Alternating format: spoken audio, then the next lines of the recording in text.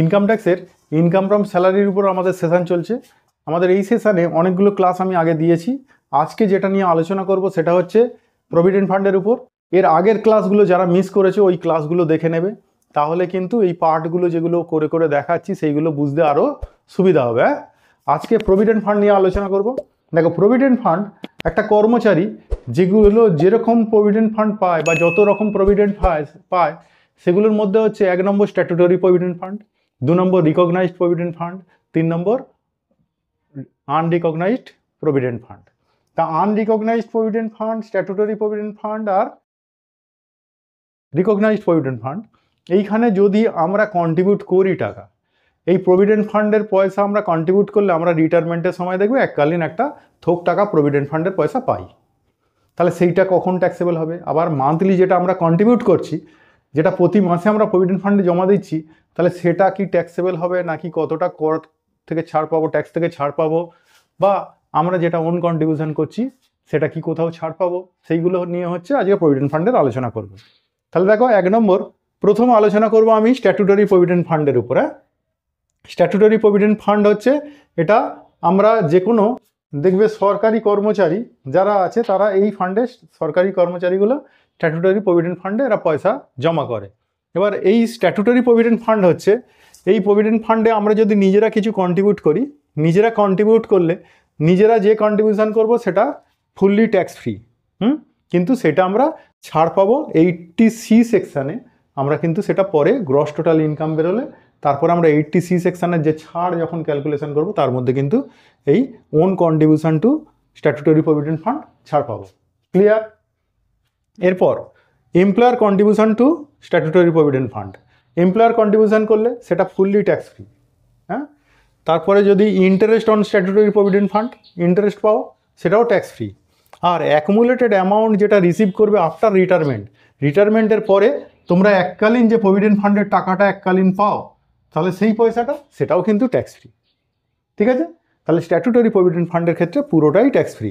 শুধু on contribution যেটা আছে সেটা আমরা ছাড় তো পাবোই, ট্যাক্স ফ্রি তো হবেই, আবার 80C সেকশানে সেটা আমাদের ডিডাকশান পেয়ে যাব সেই অ্যামাউন্টটা। ঠিক আছে? তাহলে এটা qualify for deduction under section 80C, এটা হচ্ছে কোয়ালিফাইড।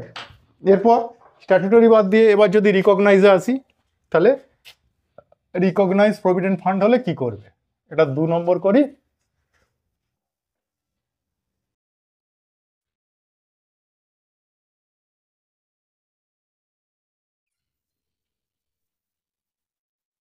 দেখো, রিকগনাইজড প্রভিডেন্ট ফান্ড হলে, একটা ফাঁকা বেশি হয়ে গেল, থাক। রিকগনাইজড প্রভিডেন্ট ফান্ড হলে তাহলে সেখানে কি করব? তাহলে সেখানে আমাদের ক্যালকুলেশন কি হবে? সেখানে ক্যালকুলেশনটা একটু পাল্টাবে। আমরা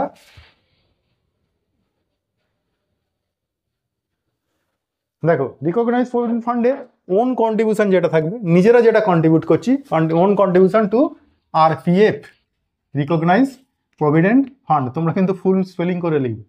RPF এ যেটা নিজে কন্ট্রিবিউট করছি সেটা ট্যাক্স ফ্রি, সেটা কিন্তু আমরা ওটা হচ্ছে eligible for deduction under section 80C, 80Cতে ওটাও ছাড় পাবো।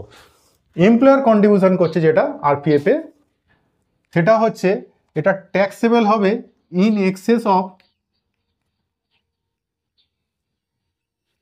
12% of salary.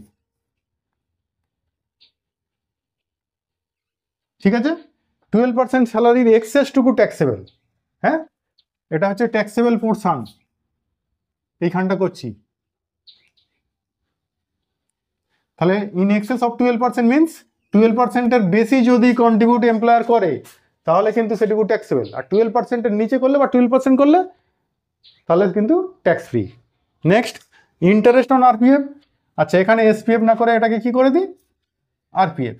Interest on RPF এটা হচ্ছে ইন এক্সেস অফ 9.5%। তাহলে 9.5% পর্যন্ত ইন্টারেস্ট পেলে সেটা ট্যাক্স ফ্রি, কিন্তু তার উপরে যদি ইন্টারেস্ট পাও তাহলে কিন্তু সেটা ট্যাক্সেবল হবে। ঠিক আছে? আর অ্যাকুমুলেটেড অ্যামাউন্ট যেটা রিসিভ করবে, তাহলে অ্যাকুমুলেটেড অ্যামাউন্ট রিসিভ করলে সেখানে কিন্তু বলা হয়েছে কিছু কন্ডিশন আছে, কিছু কিছু শর্ত আছে, সেই শর্ত সাপেক্ষে ওই প্রভিডেন্ট ফান্ডের টাকাটা ট্যাক্স ফ্রি হবে। Tax free. এখানে কিছু কন্ডিশন আছে, টার্মস অ্যান্ড কন্ডিশন কিছু আছে, সেই কন্ডিশনগুলো থাকলে তবে ট্যাক্স ফ্রি, নইলে ট্যাক্স ফ্রি নয়। ঠিক আছে, তাহলে এখানে ম্যাক্সিমাম ট্যাক্স ফ্রি হয়। টার্মস অ্যান্ড কন্ডিশন ওই এগ্রিমেন্টে সমস্ত করা থাকে। যখন প্রভিডেন্ট ফান্ডে তুমি টাকা জমা দাও, সমস্ত গভর্নমেন্টের কাছে তো এই পয়সাটা জমা পড়ে, তখন কিন্তু সমস্ত টার্মস অ্যান্ড কন্ডিশন ওখানে করা থাকে। গভর্নমেন্ট যেগুলো করে রেখেই তবে তোমাদের কর্মচারীদের সই করিয়ে ওখানে পয়সা নেয়। হ্যাঁ, সেই জন্য করা থাকে বলে ম্যাক্সিমাম ক্ষেত্রেই এটা ট্যাক্স ফ্রি হয়ে যায়। ওটার উপর কোনো ট্যাক্স কাটা হয় না, সরকার কোনো ট্যাক্স কাটে না। ঠিক আছে, সেটা গভর্নমেন্ট এমপ্লয়ির ক্ষেত্রেও, নন গভর্নমেন্ট এমপ্লয়ির ক্ষেত্রে, সবার ক্ষেত্রেই কিন্তু ট্যাক্স ফ্রি। ঠিক আছে, এবার যদি আনরিকগনাইজ প্রভিডেন্ট ফান্ড হয়, এইখানে কিন্তু একটা ব্যাপার। রিকগনাইজ হলে সরকার অনুমোদিত, সরকার সেটা জানে। তুমি ধরো এমন একটা কোম্পানি আছে, এই কোটাক মহিন্দ্রা, এই যে কোম্পানি, দেখবে কোটাকে সবাই এলআইসি করতে বলে, এই প্রভিডেন্ট ফান্ডে টাকা জমা দিতে বলে, তোমাদের প্রভিডেন্ট ফান্ডে এরকম তোমার 60 বছর বয়স হয়ে গেলে এত টাকা ফেরত দেবে। তো ওই সব আনরিকগনাইজ তো ওগুলো। তাহলে ওই ক্ষেত্রে কি হবে? তাহলে ওই ক্ষেত্রে আমরা ট্যাক্সেবল কিভাবে করব দেখো।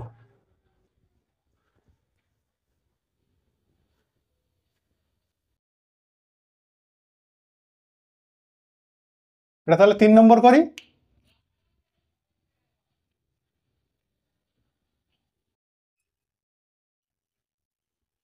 Unrecognised provident fund. তাহলে এখানে হলে এখানে কিন্তু সব কিছু পাল্টে যাবে।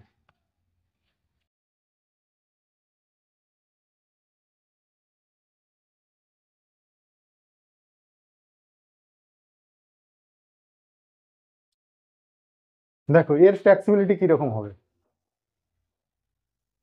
এখানে আনরিকগনাইজ প্রভিডেন্ট ফান্ডে যদি আমরা ওন কন্ট্রিবিউশন টু আরপিএফ করি, তাহলে এটা কিন্তু ট্যাক্স ফ্রি। কিন্তু এটা আবার 80C আন্ডারে ছাড়ও পাবে না। আনরিকগনাইজডে দিয়েছ তোমার এখানে 80Cর কি ব্যাপার জানলে? 80C সেকশন যখন করাবো তখন আমি আলোচনা করব।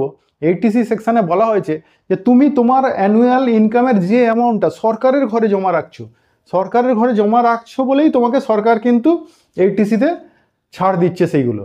আর তুমি আনরিকগনাইজ প্রভিডেন্ট ফান্ড মানে কোনো প্রাইভেট কোনো কোম্পানিতে সেখানে প্রভিডেন্ট ফান্ডের অ্যাকাউন্ট খুলবে আর সেখানে চাঁদা দেবে, আর সেটা কি ছাড় পাবে? তাহলে ছাড় পাবে না। এটা যেরকম এখানে বলা হয়েছে ট্যাক্স ফ্রি, ট্যাক্স দিতে হবে না, আবার তুমি কোনো ছাড়ও পাবে না। ট্যাক্সও দিতে হবে না, তুমি কোনো ছাড়ও পাবে না। ঠিক আছে, এবার এমপ্লয়ার কন্ট্রিবিউশন যদি করে সেটাও ট্যাক্স ফ্রি। হ্যাঁ, আবার কোনো ছাড়ও কোথাও পাবে না। হ্যাঁ, এইবার ধরো সাপোজ, আর এর উপর সুদ যদি পাও ইন্টারেস্ট অন আরপিএফ, তাহলে সেটাও ট্যাক্স ফ্রি। কিন্তু অ্যাকুমুলেটেড অ্যামাউন্ট যখন তুমি ম্যাচিওর করবে তখন কিন্তু সরকার এবার পাকড়াও করবে। তুমি তো আগে ট্যাক্স দাওনি। হ্যাঁ, এইবার যেই দিনকে তুমি রিটায়ার্ড করার সময় এককালীন একটা পয়সা পেলে, তাহলে সেই পয়সাটা এবার কি হবে? দেখো সেই পয়সাটার মধ্যে আমাদের কি কি পার্ট থাকে। একটা পার্ট থাকে on contribution.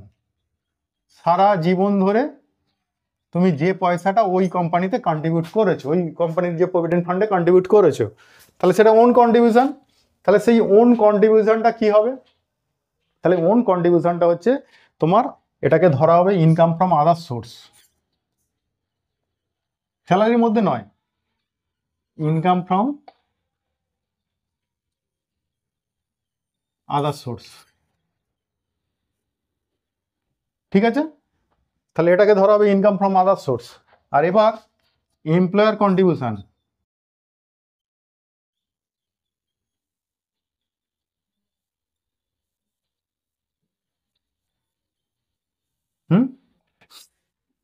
Employer contribution plus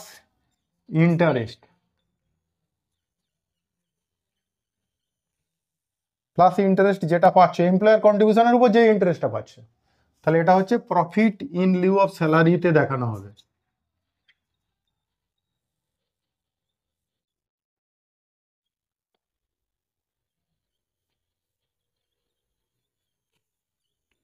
profit in lieu of salary. এবার তুমি বলবে আমাদের ওন কন্ট্রিবিউশন যে আছে, তাহলে ওন কন্ট্রিবিউশনের উপর যে সুদটা পাবো, তাহলে ওন কন্ট্রিবিউশনের আমার এখানে ভুল হয়েছে, ওন কন্ট্রিবিউশনের এটা ইন্টারেস্ট অন ওন কন্ট্রিবিউশন করো,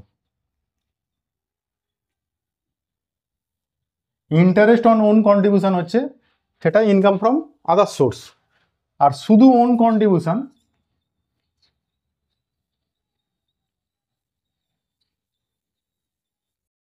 ওন কন্ট্রিবিউশনের যে পার্টটা আছে সেটা হচ্ছে ট্যাক্স ফ্রি। তাহলে 4 রকম বোঝা গেল। এখানে 2 রকম আছে, মালিকের কন্ট্রিবিউশন আর মালিকের কন্ট্রিবিউশনের উপর ইন্টারেস্ট, তাহলে সেটাকে আমরা দেখাচ্ছি profit in lieu of salary, ঠিক আছে। আর যেটা নিজের কন্ট্রিবিউশনের উপর ইন্টারেস্ট, সেটা নিজের কন্ট্রিবিউশনের উপর ইন্টারেস্টটা ইনকাম ফ্রম আদার সোর্স। আর নিজের কন্ট্রিবিউশন যেটা থাকবে, সেই নিজের কন্ট্রিবিউশন যেটা তুমি ব্যাক পাবে রিটায়ারমেন্টের সময়, সেটা ট্যাক্স ফ্রি। নিজে কন্ট্রিবিউট করেছো স্যালারি থেকে যেটা, সেটা পুরো ট্যাক্স ফ্রি, ঠিক আছে। তার উপর সুদটা ইনকাম ফ্রম আদার সোর্স। আর মালিকের কন্ট্রিবিউশন যেটা আছে, আর মালিকের কন্ট্রিবিউশনের উপর সুদ, সেটা হচ্ছে profit in lieu of salary, এটা স্যালারি হেডসে যাবে কিন্তু। তাহলে এইভাবে ট্যাক্সেবল হবে। তাহলে আমি 3 রকম যে প্রভিডেন্ট ফান্ড সেটা নিয়ে আলোচনা করলাম। 3 রকম প্রভিডেন্ট ফান্ডের মধ্যে প্রথমে বলেছি স্ট্যাটুটরি প্রভিডেন্ট ফান্ড, তার সমস্ত কন্ট্রিবিউশনের যে সমস্ত সুদ আছে, ওন কন্ট্রিবিউশন, এমপ্লয়ার কন্ট্রিবিউশন বা অ্যাকুমুলেটেড অ্যামাউন্ট, সবটাই ট্যাক্স ফ্রি, ঠিক আছে। আর ওখানে বলেছি ওন কন্ট্রিবিউশনটা তোমরা 80 ছাড় পাবে, ঠিক আছে। আর রিকগনাইজ প্রভিডেন্ট ফান্ড যদি হয়, সেখানে ওন কন্ট্রিবিউশন 80 ছাড় পাবে, এমপ্লয়ার কন্ট্রিবিউশন 12% বেশি হলে তবেই ট্যাক্সেবল হবে। আবার তার উপরে যদি সুদ পাও, সেই রিকগনাইজ প্রভিডেন্ট ফান্ডের উপর সুদ পাও, তাহলে সেই সুদটা 9.5% পর্যন্ত ছাড়, তার উপরে উঠলে ট্যাক্সেবল হবে। আর অ্যাকুমুলেটেড অ্যামাউন্ট রিটায়ারমেন্টের পরে যেটা প্রভিডেন্ট ফান্ড থেকে পয়সা ফেরত পাবে, সেই পয়সাটা যদি তোমার প্রিভিয়াস ইয়ারে পড়ে, তাহলে প্রিভিয়াস ইয়ারে পড়লে সেটা কিন্তু রিকগনাইজ প্রভিডেন্ট ফান্ডে ওই টার্মস অ্যান্ড কন্ডিশন বলেছি, কিছু ক্ষেত্রে টার্মস অ্যান্ড কন্ডিশন আছে, তার শর্ত সাপেক্ষে সেটা হচ্ছে ফুল ছাড়। সেখানে কিন্তু সমস্ত শর্ত দেওয়া থাকে, সরকার সমস্ত শর্ত মেনেই কিন্তু ওই প্রভিডেন্ট ফান্ডটা অ্যাকাউন্টটা তৈরি করেছে, তাহলে সেখানে পুরোটাই ছাড় পাওয়া যায়। এবার যদি এটা আনরিকগনাইজ প্রভিডেন্ট ফান্ড হয়, আনরিকগনাইজ প্রভিডেন্ট ফান্ড হলে ওন কন্ট্রিবিউশন বলেছি ট্যাক্স ফ্রি, কিন্তু ইন্টারেস্ট অন ওন কন্ট্রিবিউশন সেটা ইনকাম ফ্রম আদার সোর্স। আর এমপ্লয়ার কন্ট্রিবিউশন আর এমপ্লয়ার কন্ট্রিবিউশনের ইন্টারেস্টটা সেটা হচ্ছে profit in lieu of salary. তাহলে বোঝা গেল। তাহলে এই হচ্ছে রিকগনাইজ প্রভিডেন্ট ফান্ডের ব্যাপার। তাহলে এইটা পুরো মাথার মধ্যে রাখবে, কারণ তোমাকে সব রকম একসাথে দেবে না, হয়তো কোনোটায় স্ট্যাটুটরি দিচ্ছে কোনো প্রবলেমে আনরিকগনাইজ প্রভিডেন্ট ফান্ডের পয়সা দিচ্ছে, কোনো হয়তো প্রবলেমে রিকগনাইজ এর উপর প্রবলেম দিচ্ছে। তাহলে তোমাকে প্রবলেম দেখে ক্যালকুলেশন করতে হবে, কিন্তু ফর্মুলাটা পুরোটাই মাথায় রাখতে হবে। তেমন কোনো জটিল ব্যাপার নয়, অঙ্ক করতে করতে নয় এই বলবে স্যার এত formula, leave salary, gratuity, pension, এত রকম অ্যালাউন্স, তার ছাড়, এখনও অ্যালাউন্সের আরও লিস্ট আছে তো। অঙ্ক করতে করতে দেখবে সমস্ত কিছু মাথায় বসে যাবে। প্র্যাকটিস করবে, কনস্ট্যান্ট প্র্যাকটিস করবে, কন্টিনিউ প্র্যাকটিস করতে করতে দেখবে সব ফর্মুলা মাথার মধ্যে বসে গেছে। আর মোটামুটি সমস্ত ক্লাস ফলো করো, তোমাদের ক্লিয়ার করে দেওয়ার দায়িত্ব আমার, ঠিক আছে। তাহলে পরের ক্লাসে আবার দেখা হবে অন্য একটা টপিক নিয়ে, স্যালারির উপরেই আমরা অ্যালাউন্সের অন্য পার্টগুলো নিয়ে আলোচনা করব পরের ক্লাসে। আজকের মতো এটুকু, টাটা।